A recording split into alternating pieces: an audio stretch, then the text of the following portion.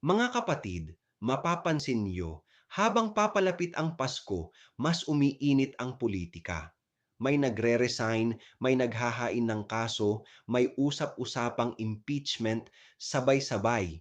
Hindi ito dahil sa Pasko mismo, kundi dahil ito ang panahon ng pagpoposisyon.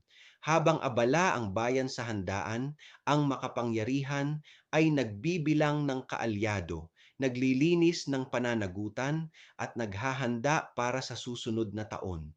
Pero sa gitna ng ingay, may mga sektor na hindi nakikisabay sa laro ng kapangyarihan. May mga patuloy na nagtatanong, saan napunta ang pondo? Sino ang apektado? Sino ang mananagot? Mga kapatid, ang tanong ng bayan ay hindi seasonal. Kahit Pasko, hindi dapat magbakasyon ang pananagutan. Ako si Padre Jesse Galilea, may pusong Pinoy, kasama ninyo sa pananalig at pakikibakang panlipunan.